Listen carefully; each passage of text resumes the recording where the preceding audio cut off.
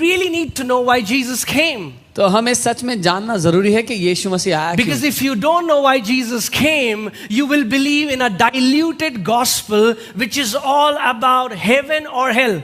क्योंकि अगर आप यीशु मसीह को नहीं क्यों आया नहीं जानेंगे तो आप एक बहुत ही मिलावटी और फीके से सुसमाचार को ग्रहण करेंगे जो सारा स्वर्ग और नरक के बारे में है। The Bible doesn't say God so loved the world that he gave his only begotten son that whosoever will believe in him will go to heaven. Bible ये नहीं कहती कि परमेश्वर ने जगत से ऐसा प्रेम किया कि अपना इकलौता बेटा भेज दिया कि जो कोई विश्वास करे वो स्वर्ग जाए। Come on, talk to me somebody. कोई बात करो मुझसे। Yeah? What did the Bible say? Bible says that God sent his son so that we can have something and not have it in future, have it now. Now. Bible ये कहती है कि परमेश्वर अपना बेटे को इसलिए भेजा कि हमें कुछ मिल जाए, भविष्य में मिल जाए नहीं लेकिन अब मिल जाए इसलिए। Amen. God sent Jesus because he wanted to give you something that Jesus has. परमेश्वर ने यीशु को इसलिए भेजा क्योंकि यीशु आपको कुछ ऐसा देना चाहता था जो उसके खुद के पास है। So receiving Jesus is not about going to a place. Receiving salvation is about possessing something that Jesus had. यीशु को ग्रहण करना किसी जगह जाने के बारे में नहीं है। यीशु को ग्रहण करना वो विरासत पाने के बारे में है जो यीशु की है। Amen. And he says they will have what? Eternal life. और उसने कहा क्या मिल जाएगा उनको? अनंत जीवन। Everlasting life. अनंत का जीवन। Zoe life. Zoe जीवन। Zoe life. Zoe जीवन। The Bible calls it Zoe life. And you know what Zoe life means? It means God's own life. Bible उसको जोई जीवन कहती है और जोई जीवन का अर्थ आप जानते हैं। जोई जीवन का अर्थ है परमेश्वर स्वयं का जो जीवन है वो। If I have to say it this way, God sent Jesus so that you can experience the same life that God is experiencing right now. अगर मुझे कहना हो तो मैं ऐसे कहूंगा कि परमेश्वर ने यीशु को इसलिए भेजा ताकि आप उस ही जीवन का अनुभव करें जो परमेश्वर इस समय कर रहा है। Amen. And majority of people think that eternal life is all about going to heaven. और अधिकतर लोग ये सोच बैठे हैं कि अनंत जीवन स्वर्ग जाने के बारे में है। Oh, have you found eternal life? आपको अनंत जीवन मिल गया? Yes. हाँ, मुझे मिल गया। So brother, so भाई, we will live as a worm on this earth. एक कीड़े की तरह यहाँ पे जिएंगे। Defeated, हारा हुआ जीवन beat down, पिटे हुए, depressed, because one day निराश होकर, क्योंकि एक दिन we will live victorious in heaven. हम स्वर्ग में जयवंत जिएंगे। Now that's a false gospel that you have heard till now. ये एक झूठा सुसमाचार है जो आपने आज तक सुना होगा। The Bible says, "Whosoever is born of God overcomes this world." Not in heaven, they overcome this world. Right now, where you are, if you are born of God, you're going to overcome wherever you are.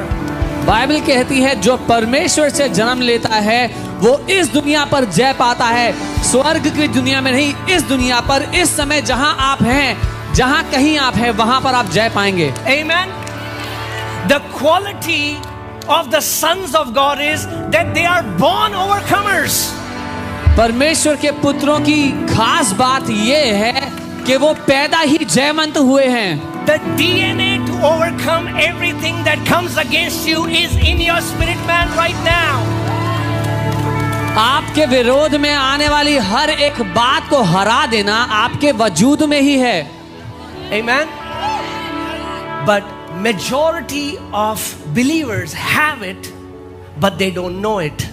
अधिकतर सभी विश्वासियों के पास ये क्षमता, ये जय है, लेकिन उनको पता नहीं है। Right? So, imagine I have a microwave. For example, somebody gifted me a microwave. उदाहरण के लिए मुझे किसी ने माइक्रोवेव गिफ्ट किया। And I say, और मैंने कहा, one day, एक दिन I'm gonna use the microwave. मैं उस माइक्रोवेव का इस्तेमाल करूंगा। One day, एक दिन I'm gonna bake a cake. मैं उसमें केक बनाऊंगा।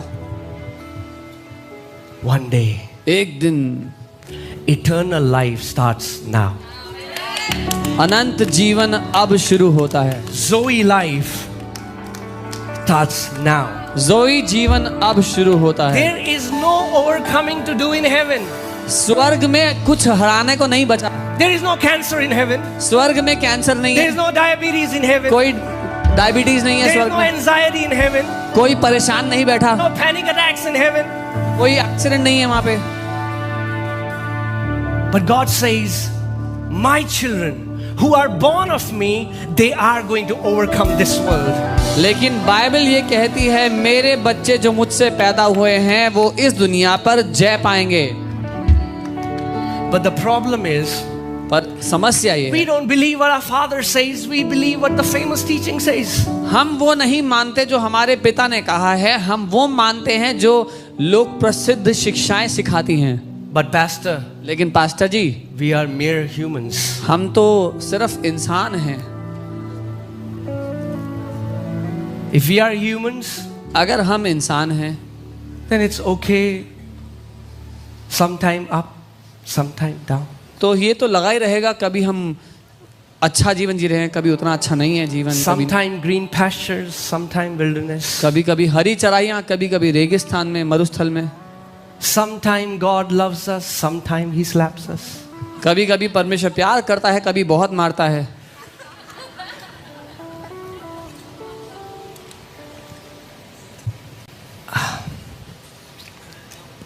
Say, Holy Spirit, बोले पवित्र आत्मा, open my eyes मेरी आंखों को खोलें to what I have कि जो मुझे मिल गया है in वो my मैं जान- spirit. मेरी आत्मा में। You know, Apostle Paul never prayed, God, give them more power, more anointing, more this and more that. He said, God, open their eyes so that they may know what they already have received in their spirit man. पौलुस प्रेरित जब प्रार्थना कर रहे थे कलीसिया के, उन्होंने ये नहीं कहा कि प्रभु इनको और अभिषेक और सामर्थ्य और ताकत से भर दो। उसने कहा प्रभु इनकी आंखें खोल दो ताकि इनको पता लग जाए कि आपने इनको क्या दे दिया है। Right? That's why we see God as an anointing vending machine. इसलिए कई लोग परमेश्वर को अनॉइंटिंग निकालने वाली मशीन समझते हैं। Seen coffee vending machine? Right? आपने कॉफी वेंडिंग मशीन देखी है जिसमें से कॉफी निकलती है? I have a good news to tell you. मेरे पास एक बहुत अच्छी खबर Your है आपके लिए। heavenly Father is not withholding anything from you. आपका स्वर्गीय पिता आपसे कुछ भी रोक कर नहीं बैठा हुआ। Forget about healing, promotion, blessing. He gave you the very essence what makes him God to you. चंगाई, प्रमोशन, आशीषें वो सब भूल जाओ, वो तो बात की बात है। जो बात परमेश्वर को परमेश्वर बनाती है उसने वो आपको दे दी है। Are you getting what I'm saying? Oh, if we would only know how generous, how liberal he is. काश कि हमें ये पता होता कि हमारा पिता कितना उदार है, कितनी मुफ्त में वो देता है सब कुछ। Let's see something from the scriptures, वचन okay? से कुछ देखते हैं। And I pray in this church, let the scriptures be your highest authority. और मेरी ये प्रार्थना है कि इस कलीसिया में वचन आपके जिंदगी का सबसे बड़ा अधिकारी ठहरे। All right, Genesis 1:25, we'll read from the NLT version. उत्पत्ति 1 उसका 25। God made all sorts of wild animals, livestock, and small animals, each able to produce offspring of the same kind. And God saw that it was what? Good.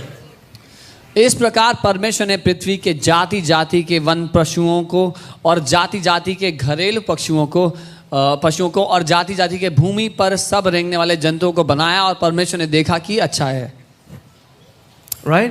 So God, his master plan is that everything that he's producing should be able to produce of its own kind.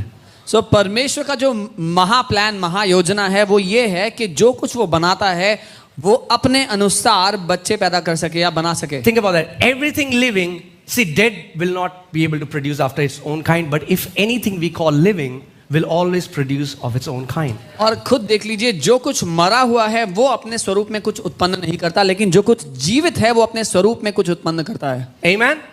Although God saw, man, these trees, these plants, livestock, everything is amazing, जो कुछ परमेश्वर ने बनाया देखा बहुत अच्छा है, but he was about to create a masterpiece. लेकिन वो एक मास्टरपीस बनाने वाला था। Because as according to the plan, everything living produces of its own kind. God is living. He was about to produce